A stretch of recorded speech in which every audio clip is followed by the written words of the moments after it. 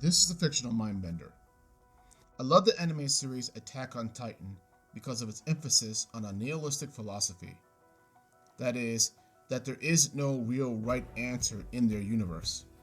Allow me to explain, because I know that after the recent showing of the latest final chapter of the anime, which by the way I think is ridiculous that it's taken them more than 2 years to complete the final chapter, that this is going to be a controversial video possibly. Attack on Titan from the get-go is born in a dark world. Humanity's last remnants are trapped behind a series of 3 massive walls, beyond which lie giant, genderless titans stalking any human that dares to stray beyond them to be devoured. Now, just as a world starter, that's pretty dark. Now, at first, everything seems fine because people live in towns and seem to have pretty normal lives for the most part within the walls. That is, until the first appearance of the colossal and armored titan, which break the gates of Outer Wall Maria and allow other titans to flood into the city of Shigashina. It's straight out of a horror movie, as hundreds, maybe thousands of people caught off guard by the surprise attack are eaten mercilessly, including, and foreshadowing, Carla Yeager, the mother of one Eren Yeager. All of this happens within the very first episode, and from that point on, multiple characters are forced to make decisions that most viewers would deem questionable or evil. Now, I'm going to mention some of these examples, as I find that many people who currently call the now adult and genocidal Eren Yeager evil, and they seem to forget this past history of the series. Let's take, for example, that there were so many refugees fleeing from the breach in Shigashina in Season 1 that the overflow into the other population centers was going to lead to starvation for everyone involved. The solution? Send a large portion of them out on a suicidal charge to quote-unquote take back their Titan-infested town, most of them, however, being killed in the process. Yet, it does save the survivors from a worst-case situation of mass starvation. Pixies outright admits this to the Survey Corps later on during the Tross campaign. Another example being Commander Erwin's trap to capture the female Titan within the very city of Stohess. Being rightly suspicious of another Titan shifter working against them, and suspecting that person to be Annie Lionheart, a plan is created where her friend Armin and Eren lure her to an underground cellar so that she cannot transform and thereby be captured. But Annie, being the brightest of the warrior candidates that she is, figures out the ruse beforehand, leading to the Survey Corps members jumping her and trying to forcefully restrain her from transforming, but to no avail. The female Titan emerges and is later battled and pursued by the attack Titan through the streets of Stohess itself, killing many civilians in the process. When questioned about this later on, Erwin admits that he was well aware of that risk, but deemed it worth the risk because of the possibility of getting information from the enemy and for the eventual victory of humanity. Even some characters like Hanji was entirely on board with such extreme actions in Stohess, and later on in Orvud district as well.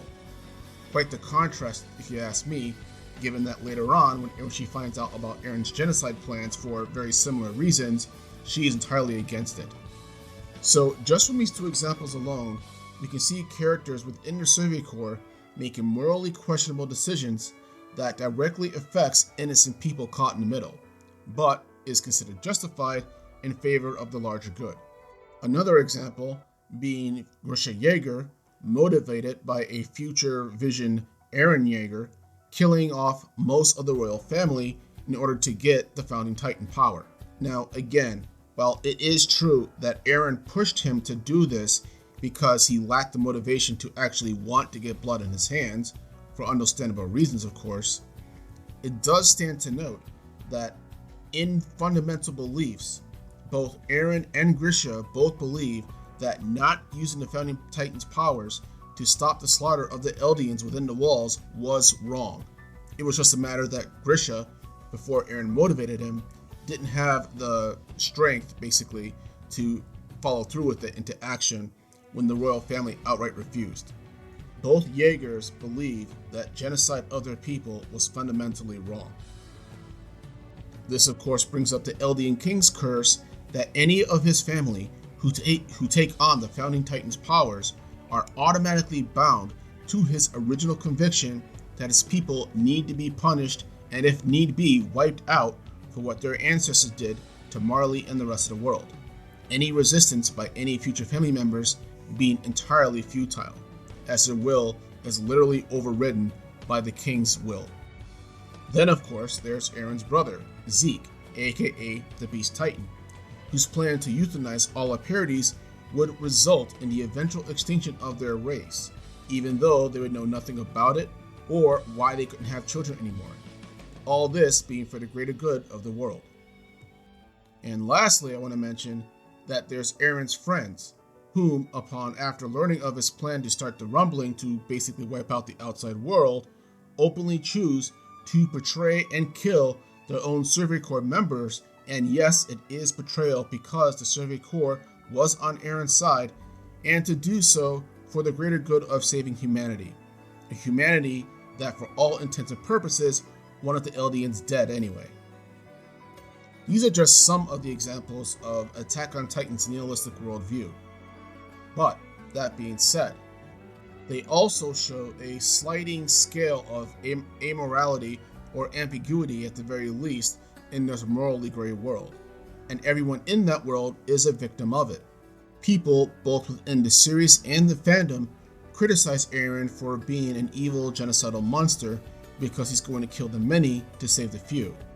Yet, as shown in the latest anime entry, all these people, through the tragedy of the rumbling, are slowly realizing that this monster wasn't born a monster, but was made one, and that the genocide he is now inflicting on them is him reflecting their own hate of the Eldians back onto them. Now, yes, Eren is committing genocide.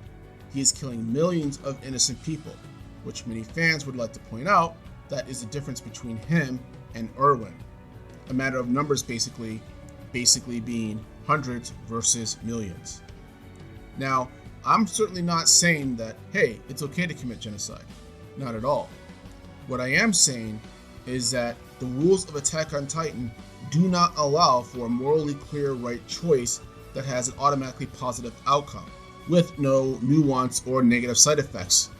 And that Eren Yeager is arguably the greatest victim of the rules of this universe because he's being played into a role that he does not want. He activates the rumbling not out of hatred like he did at the beginning of the series, but because he believes he's seen the future, and that nothing in the present has convinced him that it will change. The cycle of hate is going to be ongoing, and even if a few non-Eldians do let go of their hatred and get over their prejudice, the culture that created them still remains, and is going to wipe out his people regardless of what the few decide to do.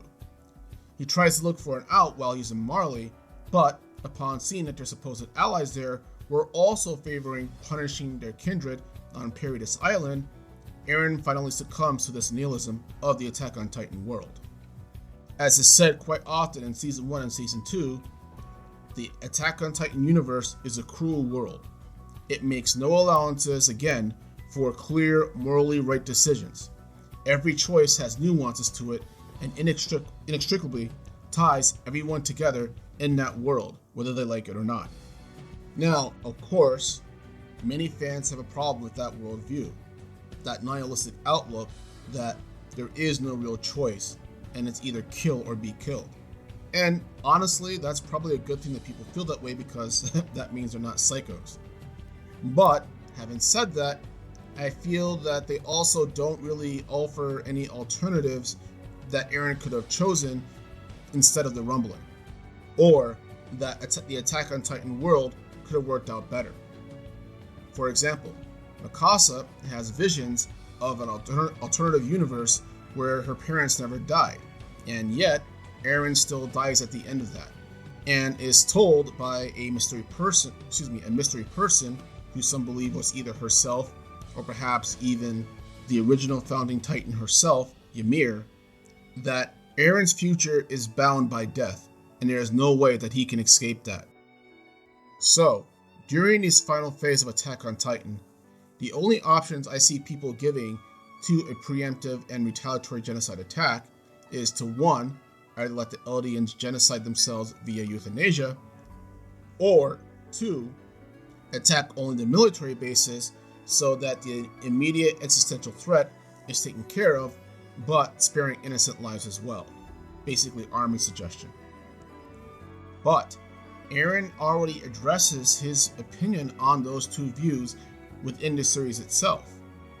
Regarding euthanasia, it still results in the genocide of his people, which basically makes everything null and void. And Eren's whole goal is to save his people, not destroy them, whether it be quickly or slowly.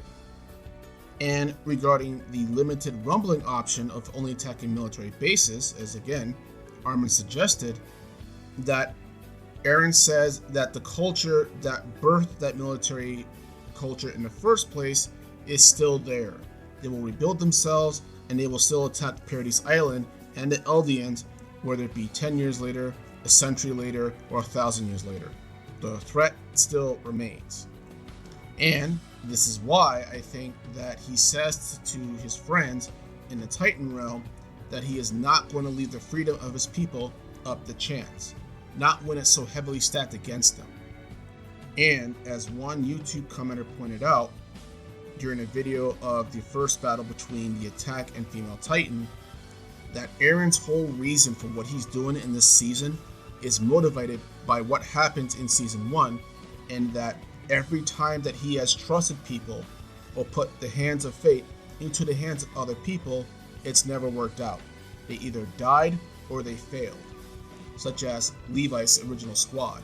And with the stakes being so high, and even though the survival of his people was not a guarantee either way, Eren was not going to take any chances and felt he had to do it himself, and felt that he had no choice but the nihilistic view to take the most extreme option. Again, as the series is fond of pointing out, it's a cruel world, and the only thing that anyone can really do is make the best choices that they can. And ironically, this is coined best in Season 1 and 2 by two of the people currently trying to stop Eren Yeager, Armin and Levi, in that to rise above monsters, we have to abandon our humanity, and you should just do your best to make a decision you won't regret. Now, if you happen to disagree with any of those, which I perfectly understand, feel free to comment below and express your view. Otherwise, I do hope everyone has a good day and that the comments will at least be somewhat civil, and thanks for listening. This is the Fictional Mindbender.